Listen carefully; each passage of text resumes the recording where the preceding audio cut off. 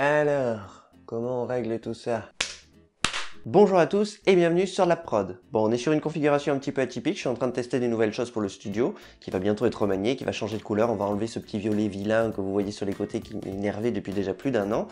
Et je viens vers vous aujourd'hui pour vous parler de quelque chose d'un petit peu spécial. Comme certains d'entre vous le savent, il y a quelques temps j'ai participé au Bordeaux Geek Festival. Pour cette occasion, j'ai construit un nouveau format que je vais développer avec vous aujourd'hui. C'est une création originale, c'est une histoire d'horreur audio. Un format inspiré des JTR, mais une fiction. Maintenant que le Bordeaux Geek Festival est passé, il n'y a pas de raison pour que vous ne puissiez pas en bénéficier. Donc je me suis dit, allez, je me lâche, je l'envoie. C'est un format qui me tenait à cœur, ça fait longtemps que je voulais créer ça, sans jamais pour autant sauter le pas. Le Bordeaux Geek Festival m'en a donné l'occasion, ça a été une réussite, donc c'est fait. J'espère que ce format vous plaira. Pour une bonne immersion, je vous conseille au minimum des écouteurs et au mieux un casque audio pour avoir un effet 3D au niveau du son et que vous soyez vraiment en immersion totale avec la vidéo. Si vous ne faites pas partie encore de la Lap Family, je vous invite tout de suite à cliquer ici sur le petit bouton et d'activer toutes les cloches de notification pour ne louper aucun de nos nouveaux contenus. Et je vous laisse tout de suite avec cette nouvelle d'horreur. Profitez bien et bonne écoute.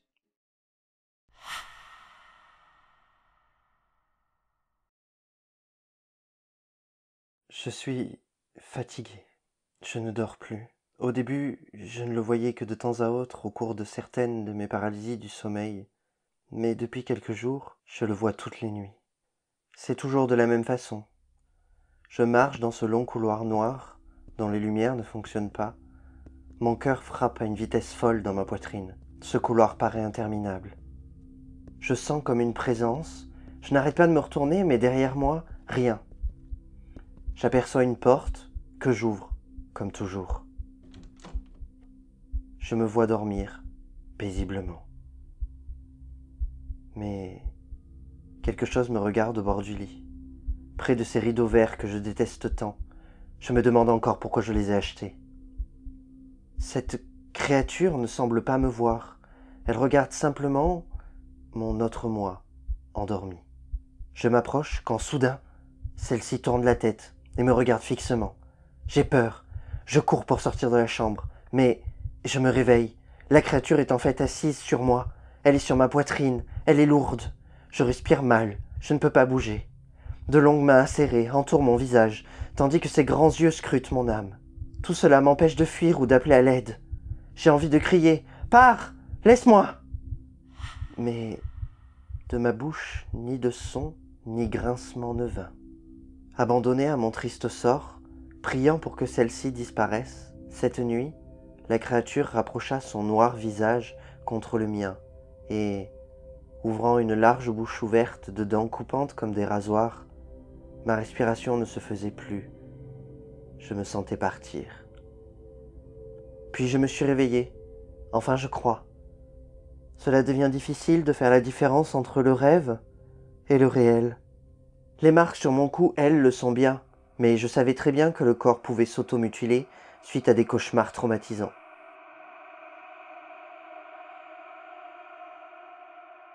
C'en était trop. Il fallait que je trouve des réponses, et maintenant. J'entamais donc des recherches approfondies sur la paralysie du sommeil, et surtout les monstres qui pourraient s'y cacher, comme le Reik ou encore les sorcières noires. Le Reik, justement. Les descriptions que je peux entendre sur Internet sont à l'exactitude ce que je vois dans mon sommeil. La plupart des témoignages emmènent en Espagne. Je décide donc de prendre ma voiture jusque là-bas. C'est au loin, dans les collines entourant la belle ville de Madrid, que mon véritable voyage commence, avec l'aide d'une femme. Un médium avec laquelle j'avais discuté sur Reddit. Elle me certifiait connaître mon problème. Elle avait même déjà connu des personnes atteintes du même mal, et selon elle, il fallait faire vite car ma vie serait en danger. Je dois avouer que je suis très perplexe. J'ai surtout peur pour ma santé mentale. Mais ma vie en danger, c'est peut-être un peu exagéré. J'espère que je ne suis pas venu à la rencontre d'une arnaqueuse. Bon, maintenant que je suis à la porte de cette petite maison, je ne peux plus reculer. Par contre, cette maison fait vraiment froid dans le dos. On dirait plutôt une vieille cabane de chasse retapée. C'est vieux et pas très propre. J'ai l'impression d'être en exploration urbaine. Le bois n'a même pas été verni, il y a de la poussière partout. Dans quoi je me suis encore fourré, moi, le petit youtubeur stressé, toujours en mal de reconnaissance. Aurais-je fait tout ce chemin pour me prendre un coup de pelle derrière la tête et finir enterré dans la forêt, là, derrière? Bon, stop. J'arrête de me poser des questions et je frappe à la porte. Bonjour, je t'attendais. Entre-temps, j'ai un peu de café. Tu le prends avec de sucre, c'est ça? Je pénètre donc dans cette bicoque sombre éclairée par un faible rayon de lumière passant par des persiennes bien trop serrées pour y voir correctement. Mon Dieu, à l'intérieur non plus, c'est pas super propre. J'ai l'impression d'être dans la maison de la folle au chat des Simpsons.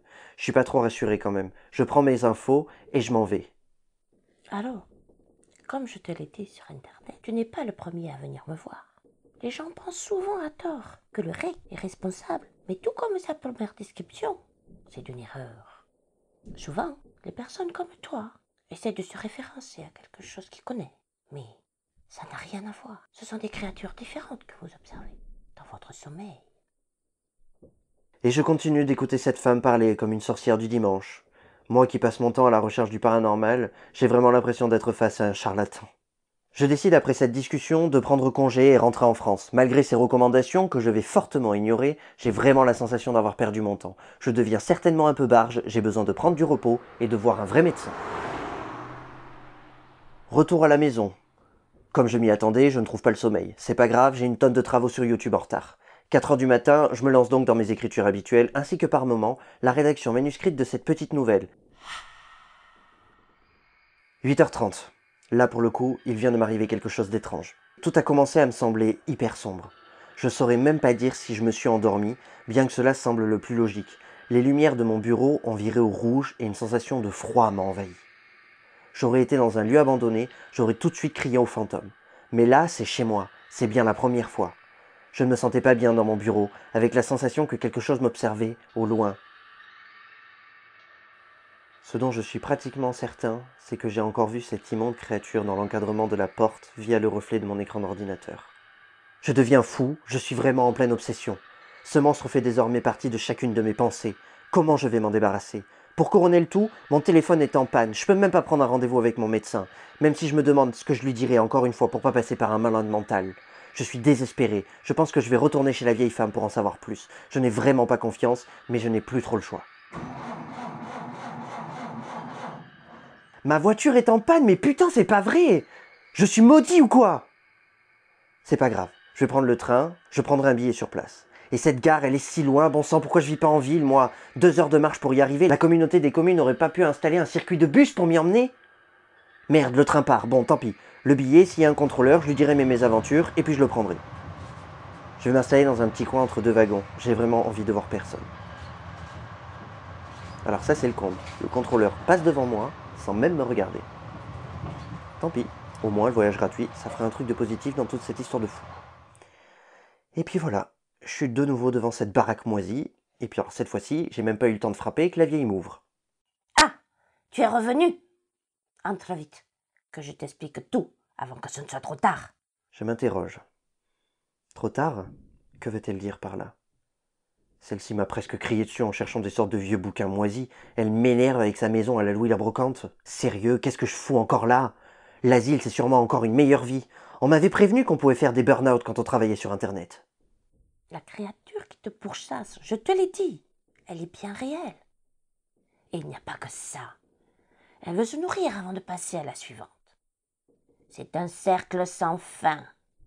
Pour tout arrêter, tu vas devoir aller dans la forêt et lui faire face. Tu n'auras que 2 solutions.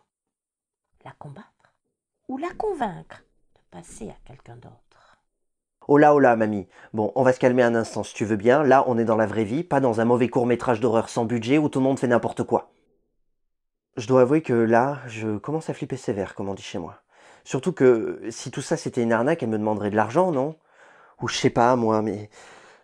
Mes pensées sont toutes embrouillées, je sais même plus, j'ai plus de raisonnement logique, j'ai mal à la tête. La seule chose auquel je pense, c'est... Je fais comment pour l'appeler? Je connais même pas son nom, moi. C'est pas comme s'il s'était présenté pendant qu'il m'étranglait la nuit. Personne ne le sait. Mais sur place, tu le sauras. Elle répondra à ton appel, quel qu'il soit.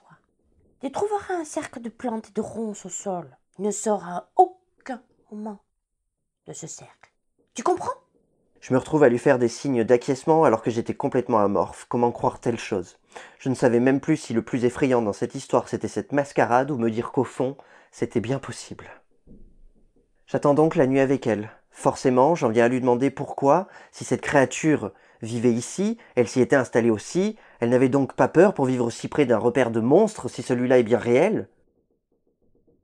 Malheureusement, je n'aurais aucune réponse à mes questions, et je voyais bien qu'elle me cachait quelque chose, ses yeux devenant rouges de larmes. Je n'insiste pas, je suis fatigué.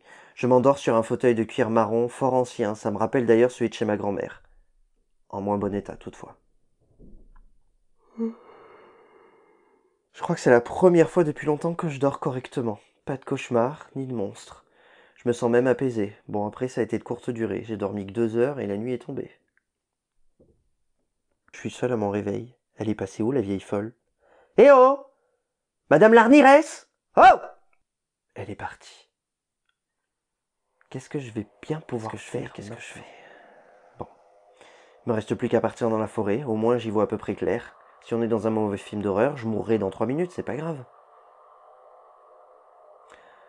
3 minutes, c'était assez audacieux de ma part. Ça fait 20 minutes que je marche dans cette forêt de merde, et toutes les fibres de mon corps me disent que c'est une mauvaise idée. Je transpire la peur, mes mains sont moites, et j'ai des frissons partout. Encore 15 minutes, je suis maintenant très loin dans la forêt. Je vois le fameux cercle de ronces. La vieille avait oublié de me dire que je devrais sauter soit 1 mètre de haut, soit déchirer toutes mes affaires pour y entrer. Je sens les ronces frotter contre ma peau. Les épines perforant celle-ci de toutes parts, des gouttes de sang et de sueur tombant sur mon visage, l'une d'elles rentrant dans un de mes yeux, me donnant une vision de cette sinistre forêt d'un rouge sombre. Je suis terrifié. Je pense de plus en plus que tout cela est vrai. J'ai même la même sensation que dans mes rêves. Quelque chose m'observe. Non. En fait, je sais très bien ce qui m'observe. Cela ne peut être que cette créature. Je regarde et tourne de chaque côté pour l'apercevoir. Je ne suis pas dans un de mes rêves cette fois-ci. Tout est vrai. Je suis réellement en danger. J'espère que Madame Larnirès ne s'est pas trompée et que je suis bel et bien en sécurité ici. Je suis seul comme une proie facile, dans cette barricade de ronces et de plantes grimpantes, à la merci de tout prédateur. Je n'ai jamais ressenti ça avant. C'est donc cela, se sentir vulnérable? C'est cette sensation, le véritable danger? Quand on entend des témoignages à la télévision, on ne se doute pas de ce que c'est en réalité. Maintenant que j'y suis, je peux le dire, c'est un sentiment affreux. Chaque muscle tendu, ma bouche ouverte et haletante comme un chien apeuré. Je passe ma main dessus pour faire moins de bruit dans ce silence qui n'est troublé que par ma respiration torturée. Qu'est-ce que c'est? Je n'ai pas rêvé. J'entends quelque chose marcher près de moi et je ne vois rien. Qui est là? Montre-toi! Je tremble de partout, je dois me ressaisir, vite. J'ai peur, je pleure presque malgré moi. Quel piètre aventurier je fais. Je suis là. C'est ce que tu voulais, non? Je ne vais pas passer ma vie à te fuir. Courage ou stupidité. Qui es-tu? Qu'est-ce que tu veux de moi? J'ai déjà tout ce que je veux. Tu es déjà ta moi. terreur, ta peine, ta folie et bientôt ton âme tout entière. C'est faux. Je suis arrivé jusqu'ici, tu ne peux pas rentrer dans ce cercle. Il est temps de dire ce que tu veux réellement. Crois-tu vraiment que cela te protège? N'as-tu pas remarqué quelque chose ces derniers jours? N'as-tu pas déjà compris? Le simple fait que tu puisses me voir signifie déjà que tu es dans mon monde. Dans ton monde? Les limbes, mon ami. Tu n'es déjà presque plus dans le monde des vivants. J'attends simplement de connaître tous tes secrets et les gens que tu aimes le plus avant de passer à eux. Tu veux donc savoir qui je suis? Je suis le fléau qui guette les humains à la frontière du réel. Je suis celui qui agrippe les âmes marginales qui osent entrer dans le monde du paranormal sans se protéger. Celui qui dévore les bien-aimés, les familles, illusionniste des rêves et trépaneur de conscience. J'entendais alors ces mots avec effroi. C'est déjà fini? Tout ceci serait donc le prix à payer pour avoir voulu faire le malin sur Internet? La chasse aux fantômes pour quelques clics, la notoriété virtuelle au prix de mon âme avait donc été marchandée pour si peu? Je ne te crois pas, sinon je serais sûrement déjà mort. Il y a bien quelque chose que je peux faire. Tu peux sortir de ce cercle et me regarder en face et assumer tes actes. Peut-être que j'accepterai d'épargner ta famille si tu me donnes le nom de quelqu'un d'autre. Mon Dieu, tout est perdu. Mais ma famille, je ne peux pas le laisser s'attaquer à elle. Je ne peux pas non plus le laisser s'attaquer à quelqu'un d'innocent juste parce que j'aurais dit son nom. Pourtant, si je dois mourir ce soir, mon âme est déjà perdue. Autant sauver les miens. Ce coup de fusil!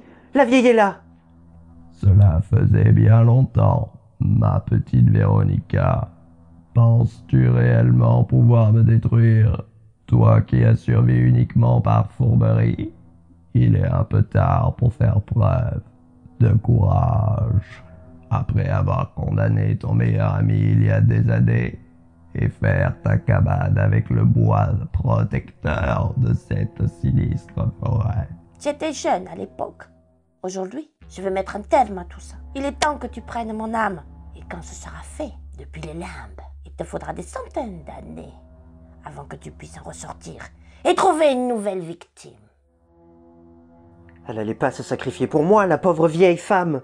Je décide alors de sauter au-dessus des ronces d'un bond. C'est alors que je le vis clairement pour la première fois. Un monstre énorme, noir, gris, entièrement nu. Il est fin et déformé, de grands yeux verts, phosphorescents et des griffes immenses. Une vision d'horreur qui me fit immédiatement regretter d'être sorti de ma cachette. Mais avant que je détourne le regard, la créature projeta la vieille contre un arbre et en un éclair se retrouva devant moi. Il sent mauvais, je tremble. Il approche une de ses longues mains près de mon visage et l'autre autour de ma taille. C'est la fin, je vais mourir. Devrais-je continuer par ta famille ou as-tu un nom à me soumettre? Une voix résonnait dans ma tête.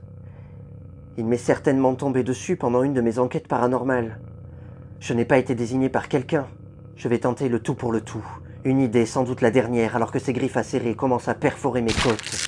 Je réponds alors. Tu veux un nom? Voici le mien, Arnaud. J'agrippai alors, moi aussi, la créature, avant de nous jeter tous deux dans les ronces. C'est dans un bruit glaçant que la créature disparut. À moitié mort, je rampe alors jusqu'à la vieille, pour voir si celle-ci était en vie. Madame Larniresse. Madame Larniresse. Partez. Retrouvez mon carnet dans mon sac chez vous. Viens avec moi, mon petit. Non. Je suis perdu. Et si je pars, il recommencera. La créature était sur le point de revenir alors que j'observais au loin la vieille. J'espère que je venais de la sauver. La fin d'une histoire bien triste. Je suis revenue dans la forêt une fois l'aube venue, mais jamais ne revu le petit. Il s'était sacrifié pour moi, une vieille dame sans importance. Je suis Véronica Larniresse et je termine le récit de ce jeune homme en mal de reconnaissance qui, au final, aura sacrifié sa vie dans le secret. J'écris ces quelques lignes pour finir son récit, en espérant qu'un jour, quelqu'un le trouvera. N'oubliez pas, dangereuses sont les choses invisibles que nous ne comprenons pas. La valeur d'une vie ne se juge pas à la reconnaissance des autres, mais bien aux sentiments qu'on lui donne soi-même. L'histoire de la créature des rêves n'est pas terminée, même si on ne devrait pas la revoir pendant un moment. Celui qui se cache dans la nuit pénètre de votre intimité, et si vous n'y prenez pas garde, vous dévorera. Prudence.